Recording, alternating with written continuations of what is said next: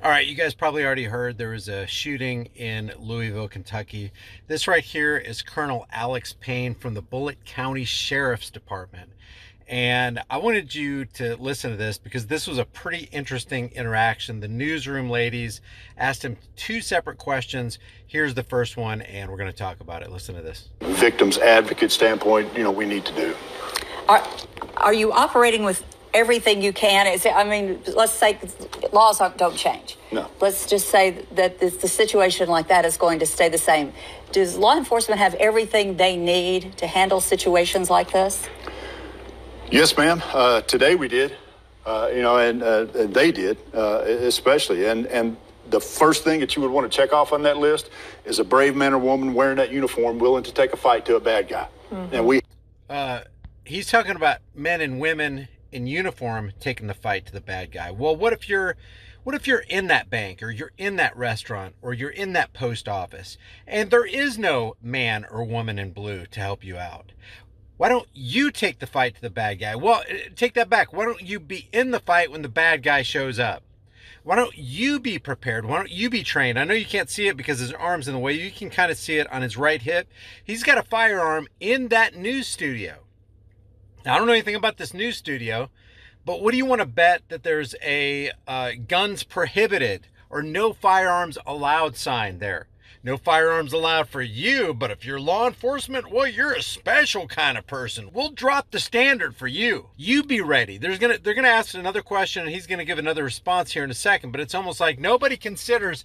Well, wait a second, ma'am. When seconds count, police are minutes away. You need to arm yourself. You need to educate yourself. You need to find out where the exits are. You need to be aware. You need to exercise situational awareness, which he's going to talk about here in a second. Had that in spades out there today.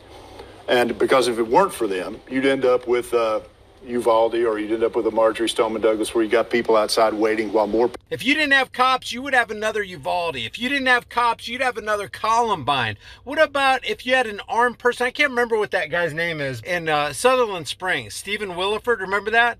Stephen Williford didn't have his shoes on, but he did have an AR-15. He's told his daughter, hey, load some more mags because I'm going to need them. He runs out of the house and he takes the shooter down, doesn't have to wait for police. What about that guy? I think it was in Indiana, but he was only 20-something years old. He's in the mall with his wife, and he takes the shooter down in, I think, less than 15 or 20 seconds from 40 yards away with a handgun. 15 or 20 seconds. No cops necessary, thank you. That's what you need. You need situational awareness, you need preparedness, and you need to be armed. The right to keep and bear arms shall not be infringed, but they are going to use this to try to infringe on your right to keep and bear arms. People inside are getting shot. That doesn't happen here in Kentucky. Yeah, I know these conversations are hard to have, especially for parents with their children, but how do we have those conversations? How do we start to talk about what if this happens? And I think I hit it on it a little bit earlier, but making part of your daily routine awareness, situational awareness, aware of where you're at, what's going on, and maybe what could possibly go on around you.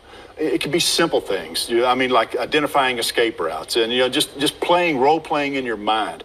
We still do that, as far as police officers writing about, what if things all the time. Where would we go? What would we do? What would our reaction be? Because when you pre-plan these reactions, you're a lot faster than just playing off the cuff.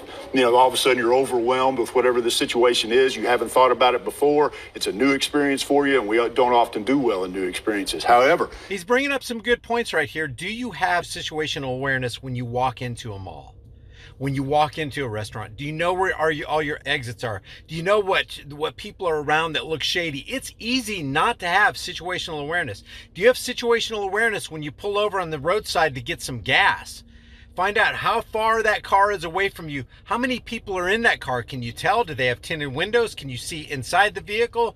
Do you have a plan in case something goes down? Would it be a good idea if maybe you parked on the other side to keep the pumps in between you, so if somebody did advance, they wouldn't see you pull out your firearm so you can protect yourself and your family? Instead of looking at just how many exits there are, where are they, where can I hunker down and cower in fear? How about where can I take up a position?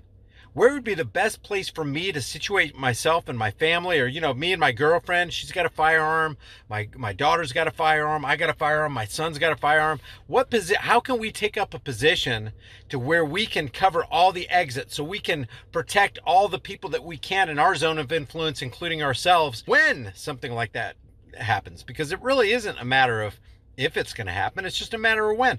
People are psycho, guys. They are on big farm guy meds all day long. There's like 78% of all Americans are at least on one pharmaceutical drug. And we're not just talking about heart medication and nitrogen. We're talking about serious stuff like Klonopin, and then they're drinking, and then they probably take other kind of drugs. And their mind is deteriorating because of what the big farm guys pumping into their bloodstreams and their brains. Whatever's passing their blood-brain barrier.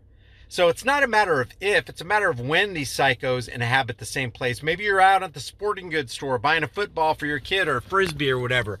Maybe you're looking for some 2x4s and some lumber and Lowe's. No matter where you're at, where are your exits? Who is around you? What is your draw time? Do you have enough ammunition? Did you bring extra magazines? If you just simply visualize and put yourself there occasionally, you'll actually respond better in those situations. At first, there's initial shock that this has happened in our community, that it's not happening someplace else. But then quickly we go back to the Standard Reviewer massacre here in Louisville. So the shock is not as shocking as it was at one time. Are you surprised that this is the situation here and that this continues to be an issue 20 years later? No, ma'am. It hadn't been that long ago I responded to Marshall. Right. And no. You asked me if I was surprised. I'm fully aware of the evil that's out there. And it just rears its head at times. And we, as a community, as a society, we've got to be ready for it. Not asking your personal opinion, but as a law enforcement officer, are there things that you would like to see our legislatures do to enact that would protect us and protect you? The good Lord had Moses write on a stone tablet in my faith a long time ago, "Thou shalt not kill." There's been laws on the books against homicide, killing other people for a long, long time. Me personally, I don't believe that anything that man writes on a piece of paper is going to change the evil in some person's heart.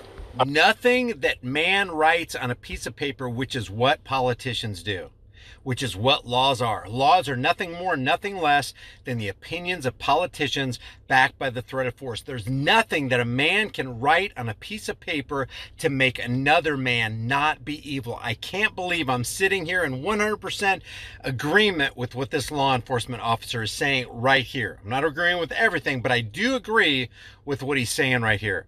Nothing. There's no piece of legislation that would have made anybody in that Louisville bank or in Uvalde or in a post office, it wouldn't have made them any safer, because that's not how criminals respond. He's even going to make the point that, criminals don't give a dang about your laws. It's only the law abiders that will obey the laws, and those are the ones that end up getting victimized in these gun-free criminal empowerment victim creation zones. Really don't. So I wish it would. If it did, I think we've got pretty good laws on the books. But good people obey laws. The people that do the kinds of things that we saw today and are experiencing right now are not good people. They don't care what your laws are. They do not. And so I lean more toward preparedness. If it's out there, let's be better prepared. Is it too easy for a bad guy to get a gun? Yes. Yes. And see, that's the big factor. Who do we determine who's bad and who's not? Right. Who's the guy that's going to go out and just be a sporter? And who's the person that's going to go out and do something heinous like what happened today? Yeah. How do you... That's all we got. That's all we got in his mind. We have people who buy guns to be a sportsman, a sporter.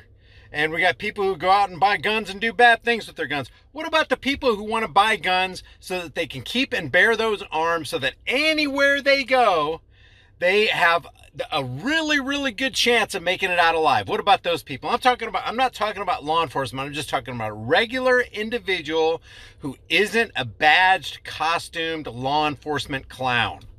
What about those people? There's only two. There's only sporters and evil people who want to do evil things to their fellow human beings. Come on, man. And he goes, we already have laws in the books. He just made the point that nothing that man can write down can change the heart of an evil man who wants to do evil things with a tool that the rest of us have. See, it's like, it's crazy.